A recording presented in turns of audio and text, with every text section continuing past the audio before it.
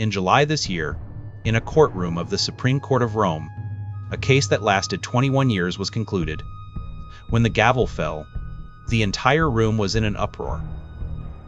The most frequently heard word by people inside and outside the courtroom, when various media reported on the case, the most frequently used word was two short but heavy characters: disgrace. More than 20 years ago, a teenage girl was brutally deprived of her life, and more than 20 years later, she was once again deprived by the court of the opportunity to seek justice. Her elderly father, who had been running around and calling for justice for years, could not see the perpetrator brought to justice before his death.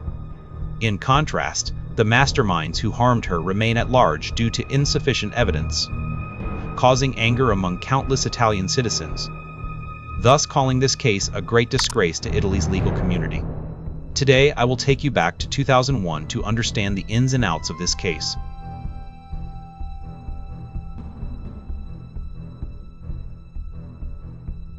The protagonist of the story is an 18-year-old girl named Serena Mollicone.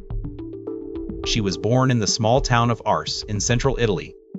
This is a small mountain city with a population of less than 6,000. Located in the province of Frosinone in the Lazio region, with large areas of green space and forests within the city, Lily and quietly passed away in the city. Serena's father, Guglielmo, was a teacher at a local elementary school and ran a stationery store in his spare time. When Serena was 6 years old, her mother, unfortunately, passed away due to a serious illness. Serena was raised under the care of her sister, Consuelo, and her father. Her sister was 10 years older than her, later grew up, left home, and became a teacher like her father, and moved to settle in northern Italy. Although Serena was born into a single-parent family, her father Guglielmo was honest and kind, upright and good-hearted. Her elder sister Consuelo also cared for her deeply, so her mother's passing did not bring many negative effects on her. Instead, it gave this young girl a maturity and stability that her peers did not have. In 2001, when the case occurred, Serena was about to graduate from high school. Similar to domestic situations, Italian high school students also have to take college entrance exams in this year. Serena attended a high school specializing in social psychology and pedagogy, just like her father and sister, to become a teacher. She usually studies very diligently, with excellent grades. In her spare time, she also participates in the school's orchestra, and her favorite instrument is the clarinet. She has an independent personality, and usually never needs her father. Guillermo Finksing always goes to school by herself, and comes home by herself. The mountain town of Arce, where Serena lives, has extremely limited resources. Most townspeople need to go to nearby larger towns for work, school, or medical care, etc. June 2001 was a Friday. Serena had passed the preliminary exam and obtained the qualification for the college entrance exam. During this period, she was preparing for the essay exam. At 9 a.m., she had an appointment at a clinic in the nearby city of Lily Island to take an oral x-ray, and in the afternoon, she needed to deliver the taken x-ray to the dentist in the neighboring city of Mottola. So, a little after 8 a.m., after the father and daughter had breakfast, Serena said goodbye to her father Guillermo, never imagining that her daughter would never return after leaving. After 8 p.m., Guillermo closed the shop and returned home, only to find Serena not at home. At this point, he began to feel somewhat uneasy, so he called Serena's good friends and classmates to see if she might have visited someone else's home, but no one knew Serena's whereabouts. Guillermo was restless and anxious, wondering if his daughter had met with some accident, so he called the hospitals in the Frosinone region one by one, inquiring if there was a patient named Serena, but received negative responses. After the responses, he rushed in a fluster to the only police station in the town. By this time, it was already 10 p.m., and Guillermo was worried it was too late on the way. After all, usually at this time, the police station would have already closed, and there might be no one to handle his report. However, when he arrived at the police station, he found it brightly lit tonight, and, unusually, the police chief Mottola was standing at the entrance, as if waiting for him. The anxious Guillermo immediately told Mottola, who was there with another officer, Kino, that his daughter was missing. and Mottola took the report, arranged Santino to assist in the investigation on the side, and began organizing the town's police force and townspeople to search for Selena's whereabouts. Many caring neighbors heard about Selena's disappearance and volunteered, joined the search team, and started looking for her that very night. The next day, they printed a large number of missing person flyers, distributing them everywhere, all wanting to find the missing girl as quickly as possible.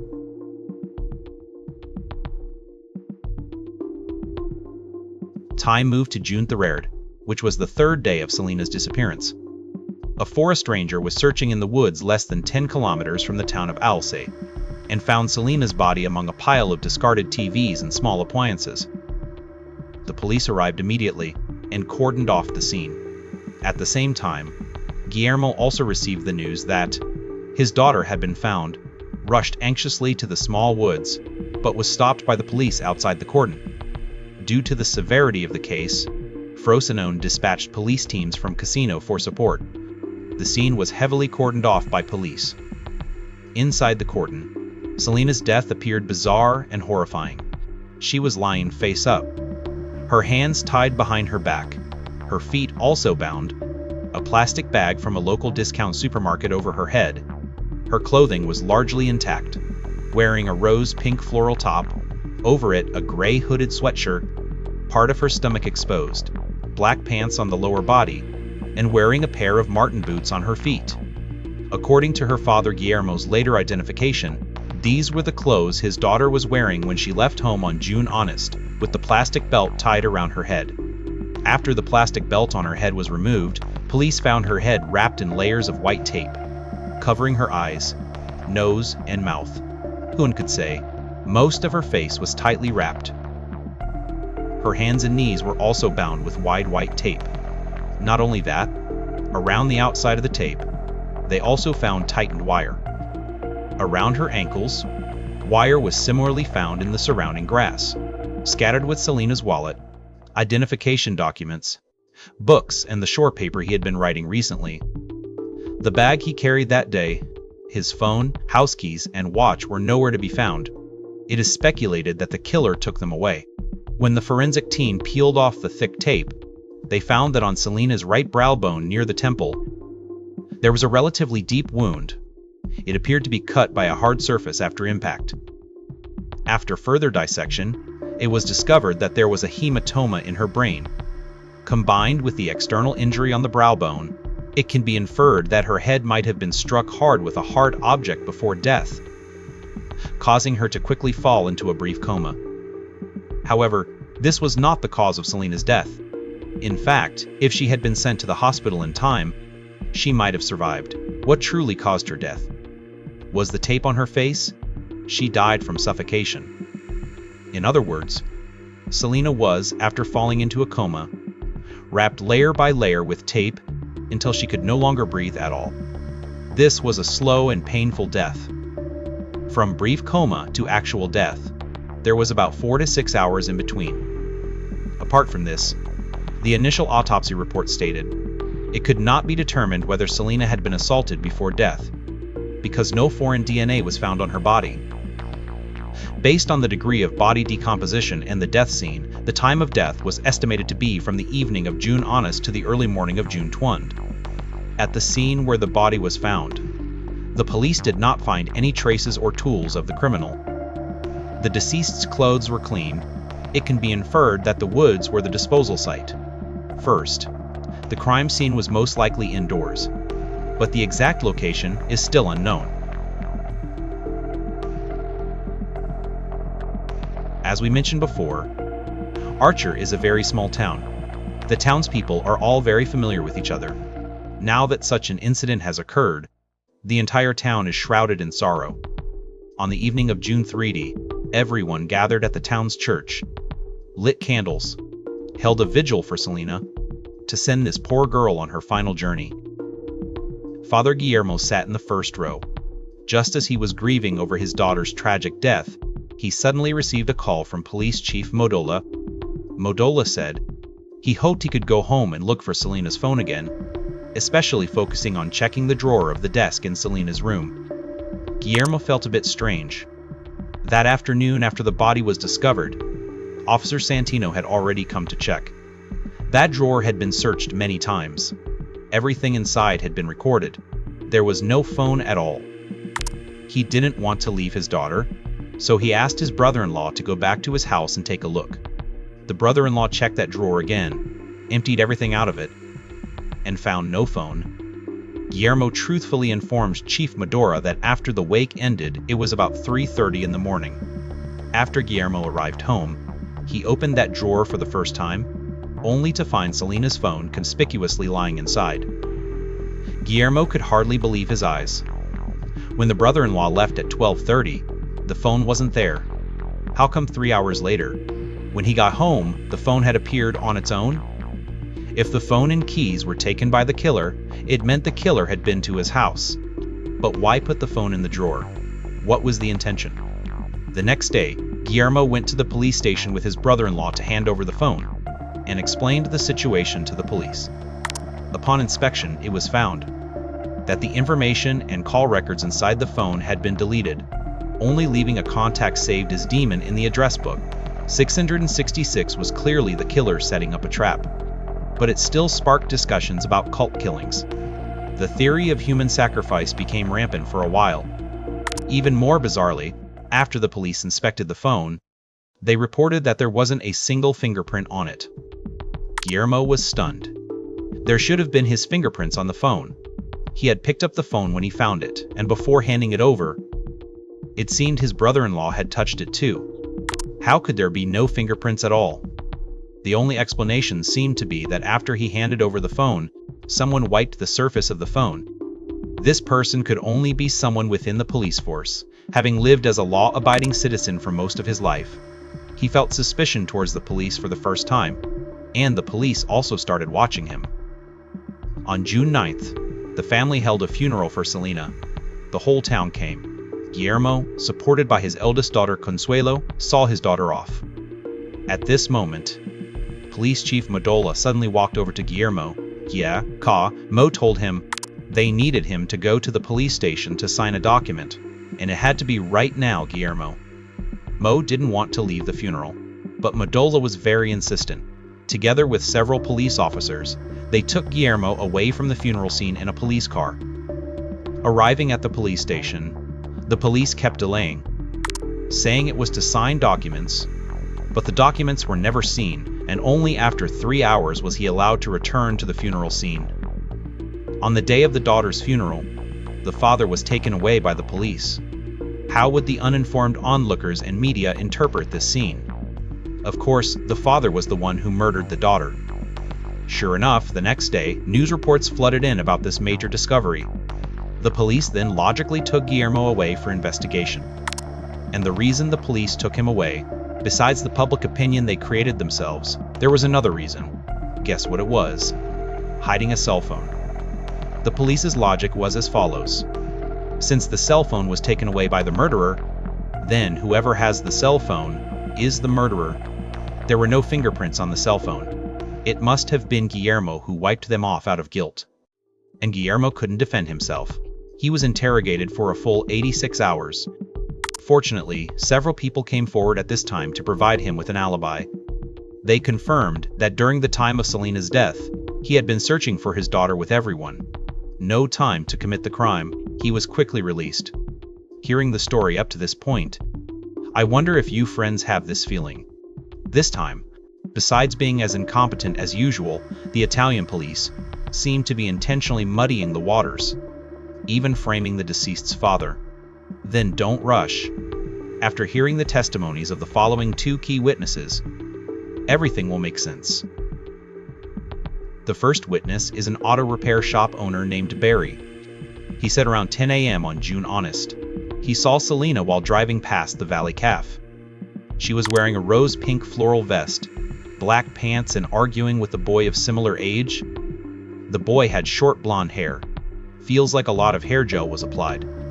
The reason he could recognize Selena was because Guillermo was his elementary school teacher, but the boy arguing with Selena looked familiar, yet he couldn't recall the name. The second witness is a waiter at the Valley Café. According to his recollection, Selena came to the shop on the day she went missing, bought 4 slices of pizza and 4 croissants. After that, he also heard her arguing with a blonde-haired boy. More importantly, he saw Selena getting out of the boy's car, which was a white Bianchione. He also remembered part of the license plate. Valley Café is only a few hundred meters from the woods where the body was found. These 2 witnesses are very likely the last people to see Selena alive. Apart from the murderer, the short-haired blonde man she was arguing with at the time is highly suspicious. So who exactly is he? He is actually none other than Marco Mottola, the son of Arce Police Chief Mottola. We'll call him Little Mo for now. Speaking of the Mottola family, they are outsiders in Arce. Unlike the native locals, they moved to the town just 4 years ago in 1997. At that time, the father, Old Mo, was appointed as the town's police chief, so he brought his family along to take up the post. The Arce police station is a 2-story building. The ground floor is the office area. The second floor houses Old Mo, Little Mo, and their mother Anna. Little Mo is 2 years older than Selena. Selena was 2 years younger. They attended the same high school. They were in the same school team. Unlike the academically excellent Selena, Little Mo was a delinquent. He had poor academic performance, idled away his time all day, gathered a bunch of idle social misfits, and relying on his identity as the police chief's son, became the leader of these troublemakers. He became familiar with Selena, because in the year leading up to the college entrance exam, he sought Selena's father Guillermo for French tutoring, thus frequently visiting Selena's home. Selena had mentioned Little Mo to her father, saying he had bad conduct and sometimes harassed her verbally. During that time, contraband was rampant in Arce. Many students in the schools became addicted in the evenings. While the father and daughter were discussing at home, Selena said, "It's common knowledge among the young people's circle that Mo is trafficking in contraband." This certainly explains why in a small town with a population of less than 6,000, contraband is rampant. Yet the police have done nothing about it. Selena told her father several times that she wanted to report Mo, but they advised her to let it go and keep the peace, saying the situation is too deep and complicated. On the day of Selena's funeral, Mo also attended, and the media cameras swept over him, capturing him with short blonde hair, wearing sunglasses, and he was recognized at a glance by the second witness as the boy who argued with Selena that day.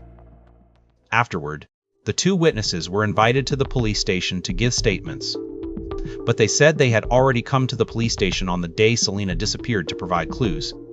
At that time, they were received by Lao Mo, and their testimony from that day had already been given, but there was no record. The CAF staff could only repeat their testimony again, including the partial license plate of the car they saw. At this point, Lao Mo entered the interrogation room, and the trafficker sat down abruptly, staring seriously at the waitress, who immediately understood and retracted her testimony, never speaking of what she saw that day again. The first witness, the auto repair shop owner Barry, was not as resolute as the waitress. So, with that in mind, the police showed him a photo of Mo, and he firmly insisted that Mo was the one who argued with Selena that day. Even after being questioned for 4 hours, he still did not change his statement. Since there was someone accusing him, Mo had to be investigated. The police went to the police station, conducted a brief search upstairs, and found nothing. They then asked Mo where he was that day. Mo initially said he was with a friend, but it was discovered from his phone that this friend had called him several times, clearly indicating they were not together. Later, he changed his story and said he was with his girlfriend, but the girlfriend was confirmed by the entire school to have been in school that day. In other words, Mo had no alibi. And the license plate of his car matched the partial plate remembered by the investigation unit. It is said that this investigation unit specializes in serial killers and other serious cases, and as soon as they stepped in, the case made a breakthrough.